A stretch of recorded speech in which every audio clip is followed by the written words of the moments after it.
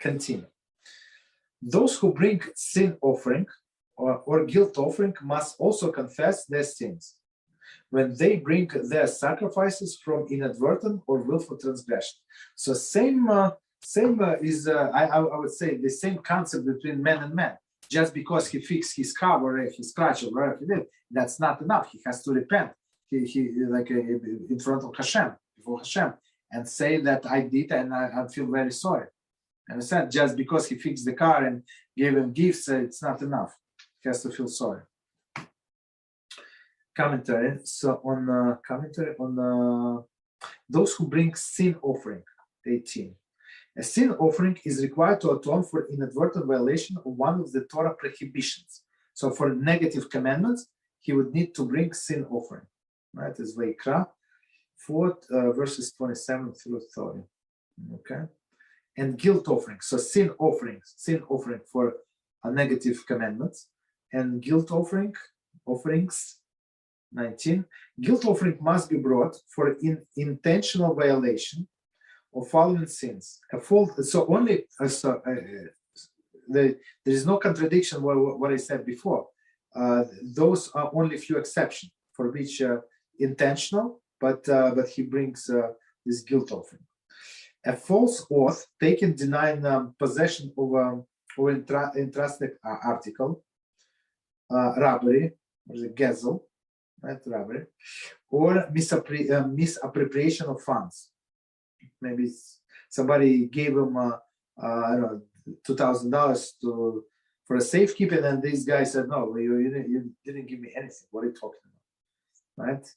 So one more time: false oath, deny possession, or entrusted article. So maybe this is the first case of money, robbery.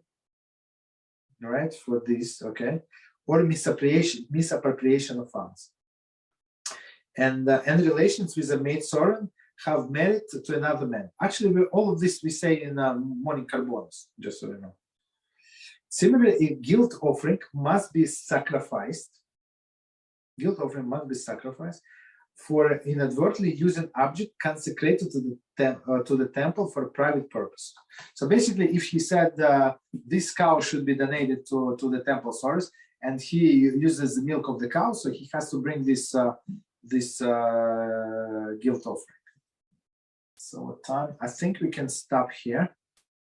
It was 1 second, or it was 19. So let's do a little more in this stuff.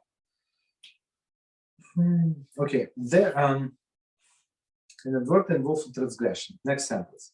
Their sacrifices will not atone for their sins until they repent and make verbal confession.